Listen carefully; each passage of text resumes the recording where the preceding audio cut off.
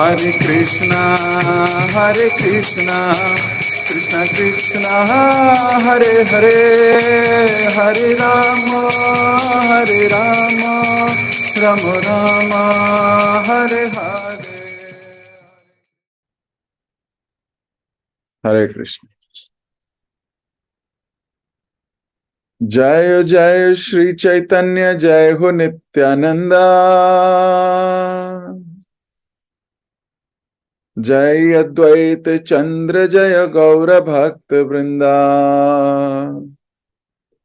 जय जय श्री चैतन्य, जय हो नित्यानंदा, जय अद्वैत चंद्र, जय गौर भक्त वृंदा। जय जय श्री चैतन्य, जय हो नित्यानंदा, जय अद्वैत चंद्र, जय गौर भक्त वृंदा। हरे कृष्ण। एक बार फिर से आप सभी भक्तों का बहुत बहुत हार्दिक स्वागत। आज 17 नवंबर 2023 हम लोग पढ़ रहे हैं श्री चैतन्य भागवत। श्रील वृंदावन दास ठाकुर जी द्वारा लिखा गया ये महान ग्रंथ। बड़ा सौभाग्य है कि हम सुन पा रहे हैं, पढ़ पा रहे हैं।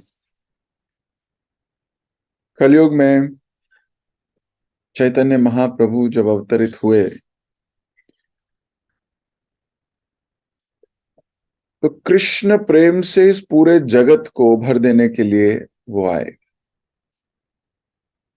और अपना प्रेम हरिनाम के रूप में उन्होंने हर जगह वितरित किया।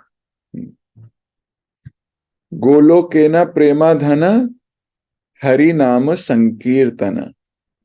तो गोलोक का जो ये प्रेम धन है, ये सबको वितरित करने के लिए आए। अचंभे की बात है, आश्चर्य की बात है कि संसारी लोग उनके विषय में जानते ही नहीं। आश्चर्य है। लेकिन श्रील प्रभुपाद जी की कृपा से जगह जगह,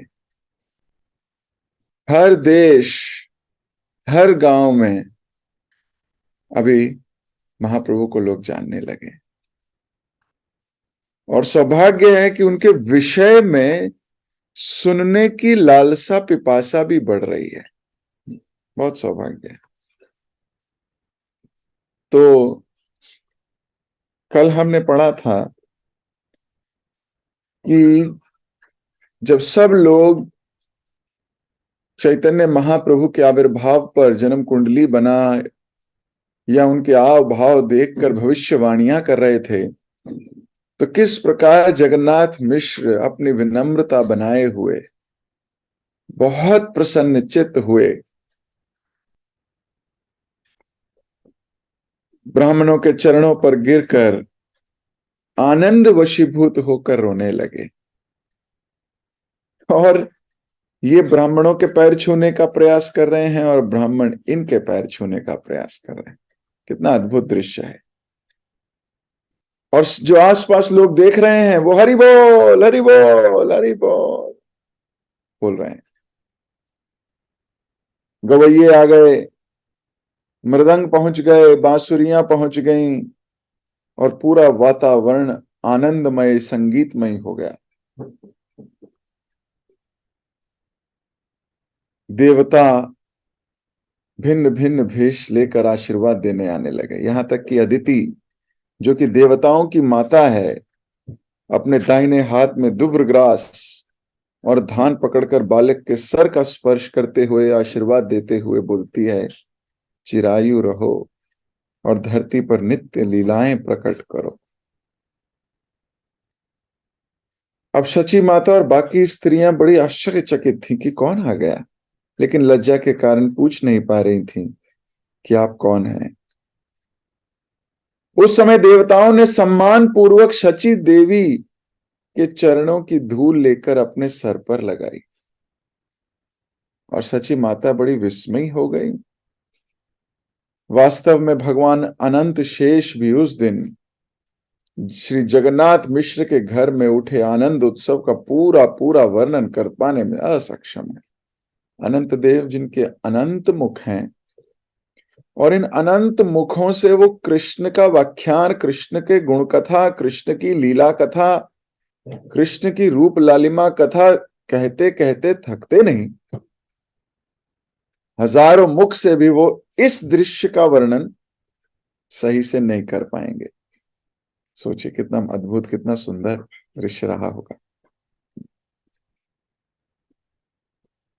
लोगों के घरों से, सड़कों से तथा गंगा तट से जहां देखो वहीं से हरिनाम कीर्तन की पावन ध्वनि सुनाई दे रही थी। ये नवद्वीप में क्या हो रहा है, आज तक तो हुआ नहीं, लेकिन आज कुछ अद्भुत दिन है, आज कुछ अद्भुत समय है। आज सब लोग जगह जगह हरिनाम कर रहे हैं। ये उल्लास, ये आनंद भर गया है इनके हृदय में। क्यों? महाप्रभु यानी कि भगवान प्रकट हो चुके हैं भाई। कृष्ण सूर्यस्म माया भय अंधकार, जहां रहे कृष्ण ताया नहीं मायार अधिकार। कृष्ण सूर्य के समान है और माया अंधकार के समान। तो जहां कृष्ण रूपी सूर्य का उदय हो गया हो, वहां माया का कोई अधिकार नहीं रहता। तो अभी तो कृष्ण चंद्र गौर चंद्र के रूप में अवतरित हो चुके, तो अब तो माया का कोई प्रश्न नहीं। हाँ। यद्यपि लोग ग्रहण के अशुभ प्रभाव से बचने के लिए कीर्तन कर रहे थे, एक दृष्टि से वे सब भगवान का जन्मोत्सव मना रहे थे। लोग क्या कर रहे थे? लोग तो ग्रहण के नेगेटिव प्रभाव से बचने के लिए हरि नाम ले रहे थे, ये उनका ऑब्जेक्टिव था एक दृष्टि से, लेकिन वास्तव में जन्मोत्सव बन गया। तो भगवान ने अपने प्रकट होते ही बता दिया मैं किस लिए आया हूं। ये हरिनाम संकीर्तन के लिए। और अगर हम इस हरिनाम संकीर्तन को स्वीकार ना करें तो कितने अभागे होंगे। अपने समय को नोट कमाने के लिए अगर बेच दें हम, कितने अभागे होंगे। हमें नौकरी करनी है, करिए, बिजनेस करना है, करिए, लेकिन ऐसी नौकरी, ऐसे बिजनेस की आवश्यकता नहीं जो आपके जीवन से आपका ही समय ले जाए पूरा। थोड़ा समय बैठ के भगवान का भजन करने का, कीर्तन करने का सौभाग्य होना चाहिए। अन्यथा ये मनुष्य जन्म उन चीजों को कमाने में रह जाएगा जो यहीं रह जाएंगी, यहीं रह जाएंगी। इस प्रकार भगवान ने फागुन मास की पूर्णिमा को जन्म लिया, जबकि श्री नित्यानंद प्रभु का जन्म माघ मास शुक्ल पक्ष की त्रयोदशी को हुआ था। भगवान का जन्म होते ही जगन्नाथ मिश्र का घर आनंद से भर उठा। श्री विश्वरूप अपनी बाहों में अपने छोटे भाई विश्वंभर को उठाकर आनंद पूर्वक मुस्कुराने लगे। तो बड़े भाई तो ऑलरेडी अभी हैं वहां, थोड़े समय बाद ये संन्यास लेंगे, लेकिन अभी अपने छोटे भाई को हाथ में लेके बड़े आनंदित हैं। निमाई हर समय अपने संबंधियों तथा परिजनों से घिरा रहता। भगवान कृष्ण कभी अकेले नहीं होते, हो ही नहीं सकते। हजारों लाखों करोड़ों की मात्रा में लोग उन पे लट्टू जो रहते हैं। ठीक बात है। लट्टू क्यों बोलते हैं? लट्टू मतलब घूमता रहता है वो। किस पर घूमता है? एक सेंटर होता है उसका, वो अपने ही सेंटर के अराउंड घूमता रहता है, इसे बोलते हैं लट्टू। हम सब भी लट्टू ही हैं कृष्ण पे या कृष्ण के शुद्ध भक्तों पर, होना ही चाहिए। लेकिन अगर आप लट्टू अगर संसारिक किसी वस्तु पे हो तो सचेत हो जाओ, सचेत हो जाओ। जब रुकोगे, क्योंकि ये एनर्जी कभी खत्म होगी शरीर रूपी, जब ये लट्टू रुका, लुढ़क कर निम्न लोकों में भी जा सकता है। सचेत हम लट्टू हैं भगवान पे या भगवान के शुद्ध भक्तों पे।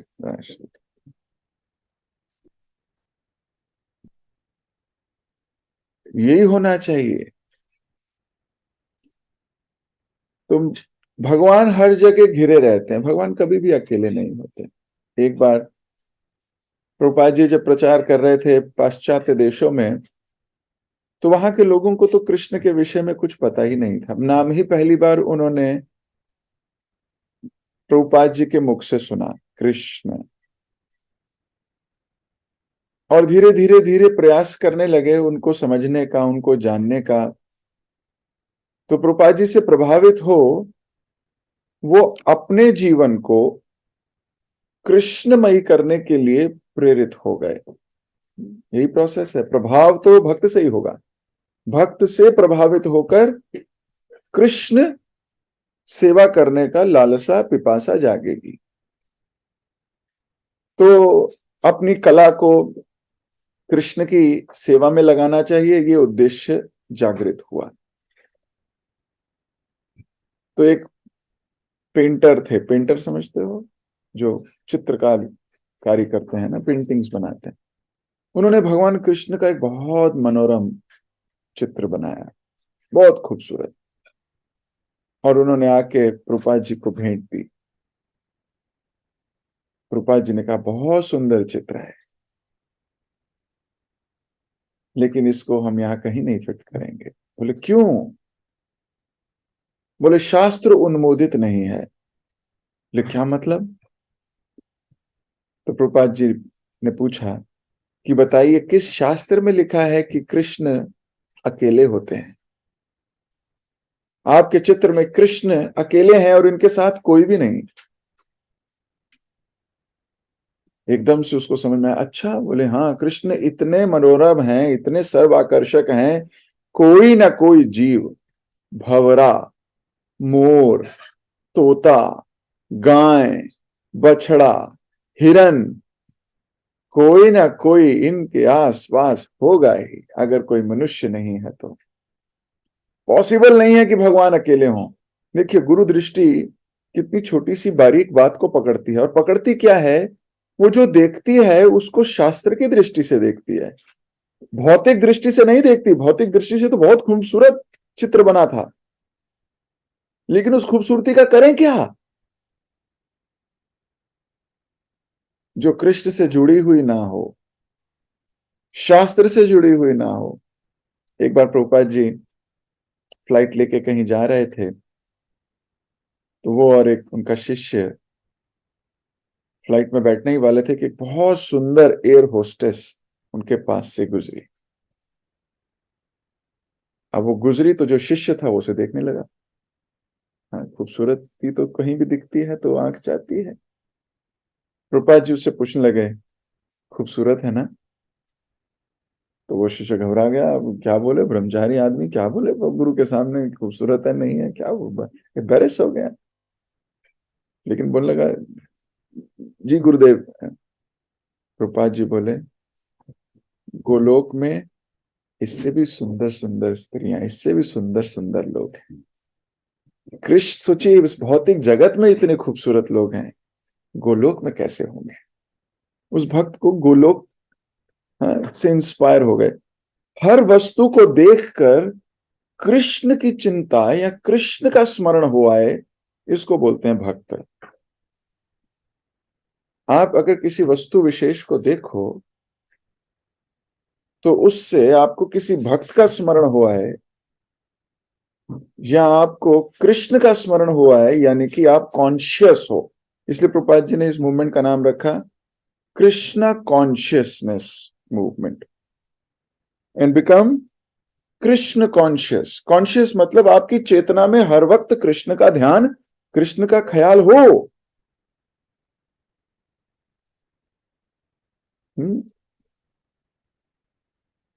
ऐसे अनेकों अनेक भक्त हैं जो दिन भर हर चीज को कृष्ण से जोड़ने का प्रयास करते रहते हैं। वो अपनी सक्सेस को कृष्ण से जोड़ते हैं, फेलियर को, हर चीज को कृष्ण की कृपा मानते हैं। मुझे याद है, मैं थोड़े दिन पहले गर्मियों में एक भक्त से मिलने गया, तो उससे मिलने के लिए प्रणाम किया, उसके साथ बैठा, तो मैंने बोला बहुत गर्मी है ना। ध्यान से सुनिए उसने क्या कहा। वो उस वक्त एसी के नीचे बैठा था। तो बोला हम तो एसी की शरण में हैं।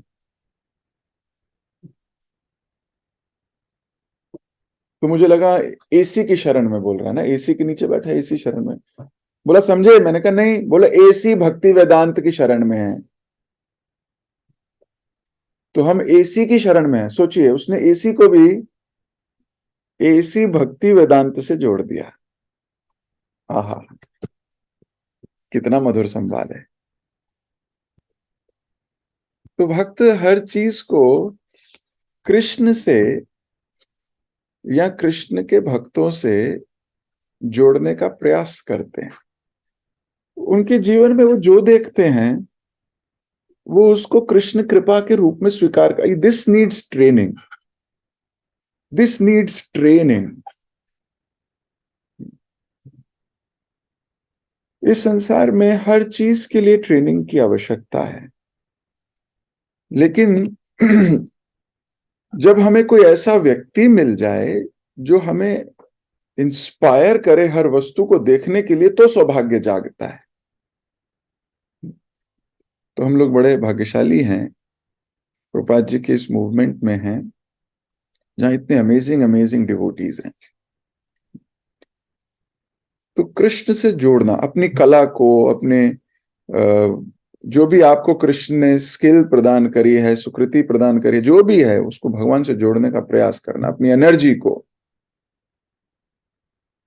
तो अगर ऐसा नहीं किया तो श्रम एव ही केवलम, हम क्या होगा, पूरी जिंदगी निकल जाएगी भविष्य बनाने में ही। और वो भविष्य जो कि तुम्हें इतना सा दिखता है। इस संसार में लोग कहते हैं मेरा फ्यूचर सिक्योर होना चाहिए। मेरा फ्यूचर, किस फ्यूचर की बात कर रहे हो? इतनी छोटी दृष्टि रखोगे? अरे इस जन्म के अगले का जन्म भी फ्यूचर है, उसकी भी सिक्योरिटी के विषय में सोच लो। लेकिन इतनी दूर तक व्यक्ति सोचता नहीं है। This is the problem, this is the problem. Devotees, they see long. तो भगवान हर वक्त घिरे रहते हैं, शास्त्र दृष्टि है। तो ऐसे ही निमाई भी हर वक्त भक्तों से घिरे रहते थे। जब कभी वे रोते थे तो उस समय केवल कृष्ण के पवित्र नाम का कीर्तन ही उन्हें एकमात्र शांति का मार्ग देता था। जब हमारे बच्चे रोते हैं या कोई बच्चा रोता है तो एकमात्र खिलौना उसको शांति का मार्ग देता है। सच्ची बात है, जो कि नश्वर है, टेम्पररी है। निमाई पंडित ऐसे नहीं थे, मतलब भगवान ऐसे नहीं थे। उन्होंने बचपन से ही, जब वो रोते थे तो आसपास स्त्रियां आके हरे कृष्ण महामंत्र गाने लगती थी।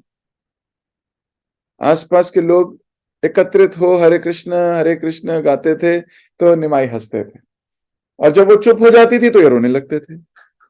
तो बचपन से बता रहे हैं कि जो कीर्तन करेगा मैं उस पर खुश होऊंगा, जो चुप हो जाएगा मैं रोऊंगा।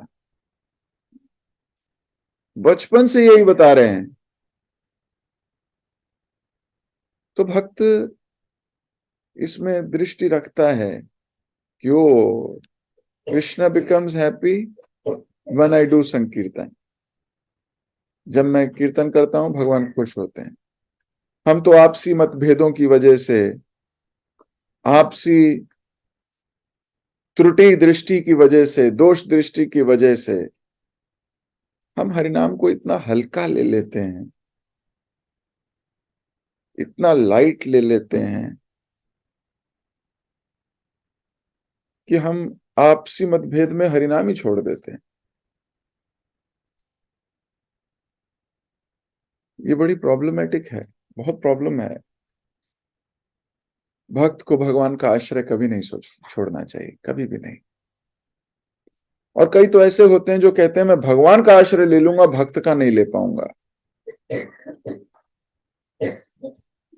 ये दृष्टि भी उसको एक दिन नष्ट कर देगी। बिना आश्रय लिए गुरु का ये संभव नहीं है कि हम सही तरीके से हरिनाम ले सकें।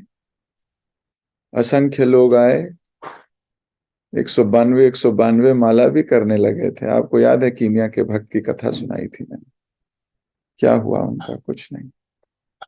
हालांकि हमें सोचना चाहिए कि हम कृष्ण को प्रसन्न कर सकते हैं जब मिलजुल कर, अपने आप सी मतभेद हटाकर,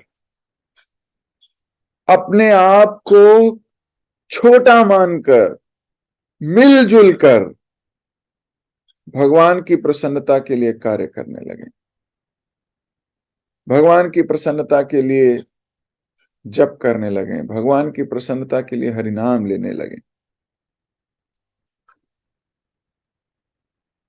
तो भगवान खुश हो जाते थे। कब? जब संकीर्तन होता था। और जब कोई संकीर्तन रोकता था तो वो रोने लगते थे। इसीलिए बालक के रोते ही आसपास के लोग तुरंत हरिनाम कीर्तन आरंभ कर देते। हर्षोल्लास से भरे निमाई के चारों ओर एकत्र लोगों को चकमा देने लगे। देवता देवता लोग भी निमाई के चारों ओर आके लोगों को चकमा देते थे कि हम आ गए हैं। लोग जानते नहीं थे कौन है। अपने सूक्ष्म रूपों में वे किसी को दिखाई नहीं दे रहे थे। और जब लोग घर में घूमती परछाइयों को देखते तो डर के मारे चिल्लाने लगते, अरे देखो कोई चोर भाग रहा है। अब देवता दिख नहीं रहे थे, पर कई बार उनकी परछाई दिखती थी। तो लोगों को लगता था, अरे हमारे घर में कोई चोर आ गया क्या? कोई भाग रहा है, कोई इधर भाग रहा है, कोई इधर भाग रहा है।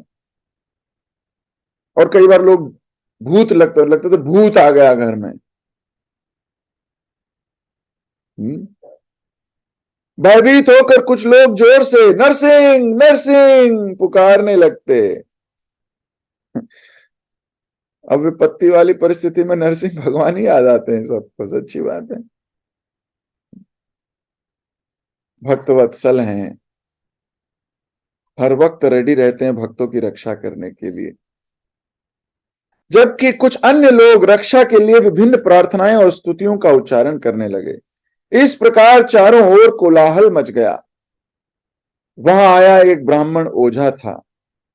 वह देवताओं को धमकाते हुए कहने लगा, आज तो तुम बचकर भाग गए, परंतु तुम भगवान नरसिंह देव की शक्ति को नहीं जानते।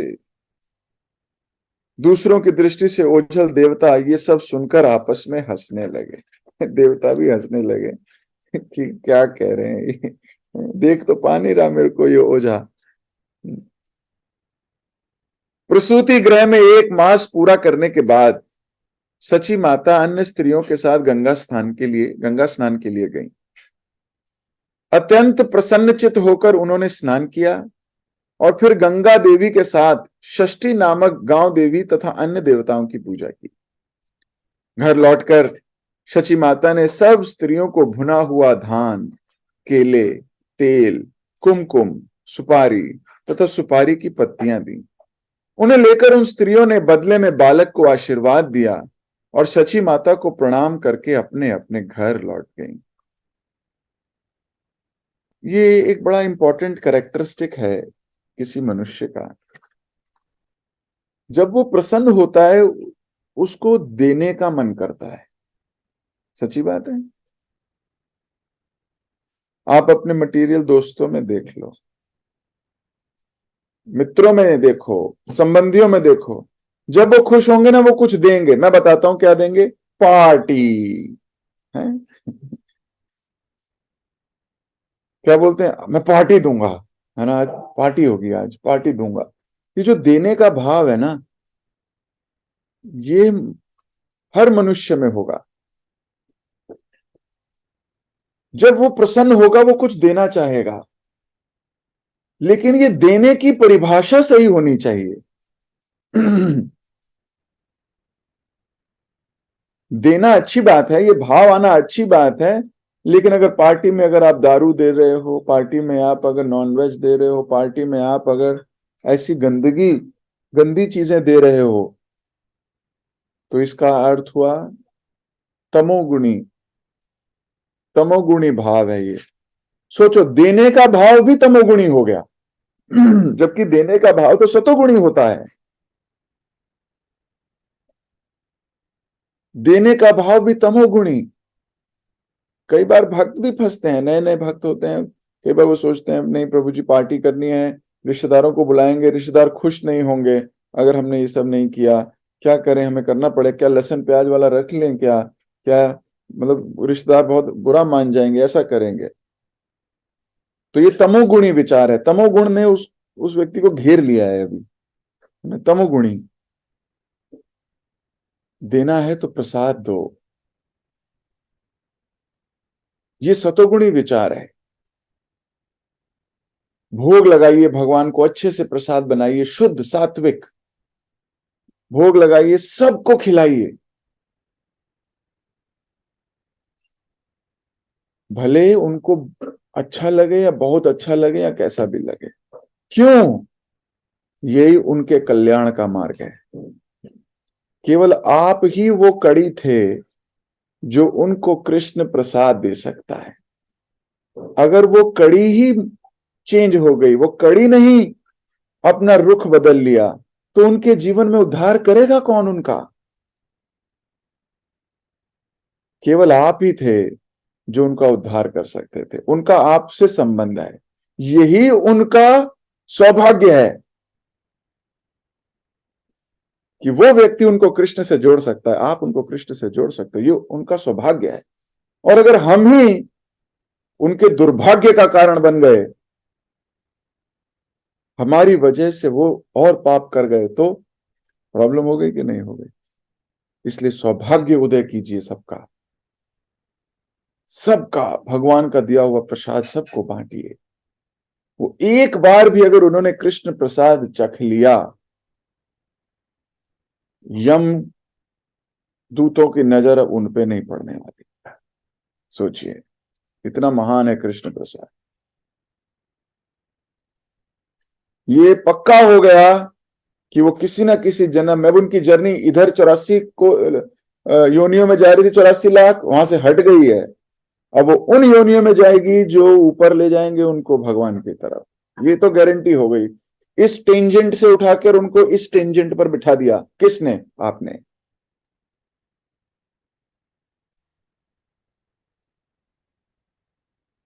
तो इस पे विचार करना चाहिए। देने का भाव अगर आए तो उसे सतोगुणी देना है। भगवत गीता के अंतिम 3 अध्यायों में भगवान ने तमोगुणी, सतोगुणी, रजोगुणी त्याग के ऊपर, आचरण के ऊपर, स्वभाव के ऊपर, दान के ऊपर चर्चा की है। तमोगुणी दान,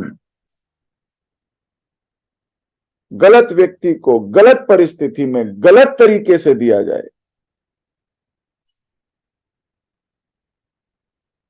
इसलिए अपने विवेक को कृष्ण के विवेक से जोड़ना होगा, धर्म के अनुसार कार्य करना होगा। तो किसी भी तरीके से हमें वितरण करना होगा, है ना। लोग देना चाहते हैं प्रसन्न हो, तो हम सब प्रसन्न चित्त आत्माएं हैं, है ना। जिसने भगवान को पा लिया वो प्रसन्न ही है।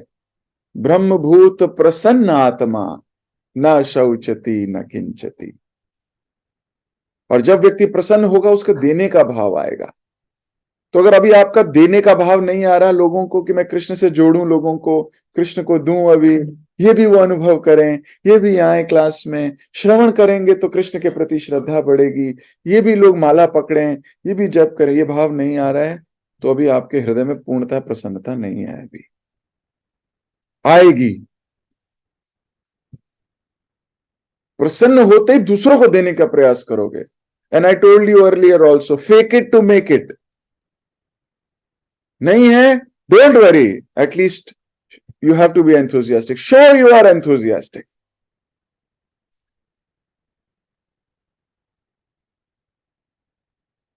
Show you are enthusiastic. एक भक्त को मुझे याद है हमने भगवत गीता दी, मैं भगवत गीता डिस्ट्रीब्यूट कर रहा था, तो डिस्ट्रीब्यूशन का मंथ शुरू हो चुका है, अभी हम इसके ऊपर सेपरेटली करेंगे इसके ऊपर चर्चा। तो मैं भगवत गीता बांट रहा था, मैंने एक आदमी को भगवत गीता दी, उसने बड़े उत्साह से लिया, अरे वाह भगवत गीता दे दीजिए। तो मुझे लगा बड़ा उत्साही है, जनरली हमें थोड़ा प्रचार करना पड़ता है कि भगवान की कही हुई वाणी है, इसमें हर एक शब्द अलौकिक है, ये आपका जीवन बदल सकता है। ये कुछ नहीं बोला हमने, उन्होंने भगवत गीता उसने फटाक से लेके जेब से पैसे निकाल के दे दिए। मैंने कहा अरे वाह, ब्रह्मांड भ्रमित कौन है भाग्यवान जीव। मैं मेरे को तो बड़ी प्रसन्न, मैं कहा बहुत भाग्यवान जीव है ये भक्त बनेगा। मैंने उसको बोला आप शाम को क्लास में आइए, बोले हाँ हाँ जरूर जरूर जरूर। मुझे उसका उत्साह देख के बड़ा आनंद आ गया। और मैं शाम को क्लास ले रहा था और मेरी आंखें उसी को ढूंढ रही थी, आया नहीं, आया नहीं, आया नहीं। पर उस दिन एक नया व्यक्ति आया हुआ था, क्लास के बाद में मैं उससे मिला, मैंने कहा आप कहाँ से आए? तो इसने कहा कि मुझे मेरे चाचा जी ने ये भगवत गीता दी है, आज आपने सुबह उन्हें दी होगी। मैं कहा वो नहीं आए? बोले वो नहीं आए, उन्होंने मुझे भेजा है। मैंने कहा अरे वाह अच्छी बात है। आज देखता हूं आज वो व्यक्ति दीक्षित है। कौन व्यक्ति? जिसको दी, और वो जिसने दी वो गायब है। जिसने इतना उत्साह दिखाया था वो गायब है, लेकिन वो अपना उत्साह ट्रांसफर कर गया किसी को। ये उसका ऋण रहेगा इस व्यक्ति पे, जिसने उसको क्लास में जोड़ दिया, उसको भी सुकृति मिलेगी। क्योंकि अगर ये शुद्ध भक्त बन गया तो 21 पुश्तें जाएंगी। The whole point is be excited, you just don't know Krishna किसको निमित्त बना के भेजा है आपके लिए। तो वो व्यक्ति और कोई नहीं है ना, निमित्त मात्र बन गया, कितनी अच्छी बात है। और वहीं वो कहता है अरे मुझे नहीं चाहिए, मैं तो पढ़ता नहीं ना, मैं आऊंगा, तो वो किसी का कल्याण भी नहीं कर सकता। हालांकि परम कल्याण उस व्यक्ति का है जो आ रहा है, दीक्षित हो गया, परम कल्याण है उसका। तो ऐसी कई कथाएं हैं बुक डिस्ट्रीब्यूशन से रिलेटेड, ऐसी कई कथाएं हैं जिसमें उत्साही व्यक्ति ने कई लोगों को है ना जोड़ दिया। क्योंकि उत्साह भक्ति में बहुत जरूरी है, उत्साह जरूरी है। अब जैसे सुबह उठे, उत्साह से उठना है सुबह, अरे वाह सुबह हो गई, आज फिर मैं कृष्ण सेवा में लगूंगा, चलो जल्दी से भगवान को प्रणाम करो, जल्दी से नहा लो, जल्दी से जप करेंगे, जल्दी से क्लास सुनेंगे। उत्साह है, आपको बड़ी एक्साइटमेंट रहेगी जीवन की।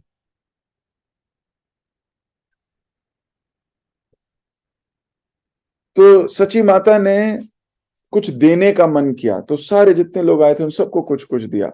क्या दिया? जो शास्त्र में उन्मोदित है, जो शास्त्र कह रहे हैं। अभी शास्त्र कह रहे हैं समय हो गया, मॉर्निंग क्लास का समय हो गया है।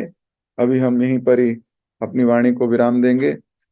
जगत गुरु शिल प्रभुपाद की जय, शिल वृंदावन दास ठाकुर की जय, श्री चैतन्य भागवत की। आप सभी उपस्थित एक्साइटेड एंथुजियास्टिक भक्तों की जय। हरे कृष्ण। किसी भक्त का कोई प्रश्न?